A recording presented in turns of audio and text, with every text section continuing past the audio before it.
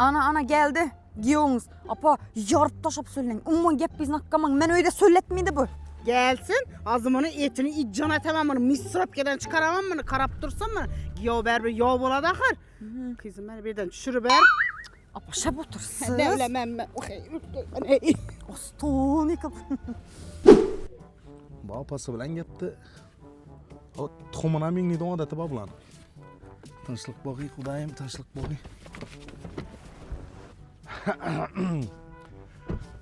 Bana gel erkek. Sen ne erkeklerini? Apa? Grubi vakitte. Gel bana gel, gepleşemiz. Ey, uyalmış mı? Ay sana apana, şebiyatın ne dayan o? Gel, bana kara. İkinin de uğraşsazsan, beni ne isti veresen sen? 58 seti beni islep oturamışsa evinde. Ayta yakşı mı? Uğur gepine mi ait, kengilerine mi ait? Tuğumuna aytıp çık. Makaran kaynana. Bize uçsak, yerten yaraşamaz. Doğru mu? Makaran, siz bununuzda kavermeyin ben oylama. Şimdi gepni gelişki boladı. Sizi hesap. Sen apalarınlı. Sen apacanınlı. Ve de yaman gep yok menimce. Sen benden hapa bu mu? Ne olacak düşünmedin mi? Sen ağzına seni.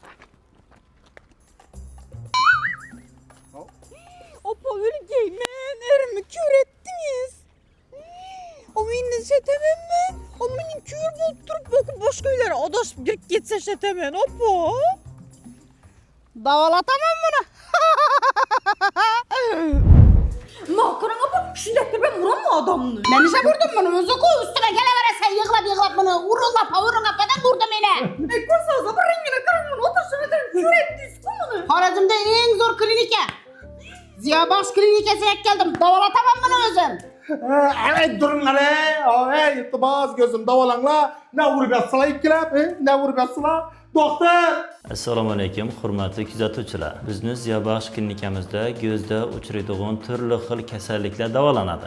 Masalan, bulara glaukoma, katarakta, ko'zdagi minus, plus, astigmatizm, hipermetropiya, keratokonus, ko'z yosh kanalini qilishi kabi kasalliklar davolanadi. Bizni klinikamizda zamonaviy texnikalar bilan jihozlangan. Masalan, bulara pentakam misol qilib keltirishimiz mumkin. Bu pentakam ko'zni shoh pardasida uchraydigan turli xil patologiyalarni erta aniqlash, davo muolajalarini samaradorligini aniqlash, shoh pardani qalinligini aniqlashda ishlatiladi. Yana bir apparatimiz OCT. Bu oddiy etib aytganda ko'z tomografiyasi. Ko'zni to'r pardasida uchraydigan kasalliklarni aniqlashda, davo muolajalarini samaradorligini aniqlashda ishlatiladi. Hozirda biz bir oy davomida minglagan bemorlarga xizmat ko'rsatib kelamiz. Minglagan bemorlar gözündən şifa tapıb getadi. Sizni yaqinlaringiz, do'stlaringizni gözündə muammo bo'lsa, bizani klinikamizga tashrif buyurishingiz mumkin. Biz sizlarga xizmat ko'rsatishda charchamaymiz.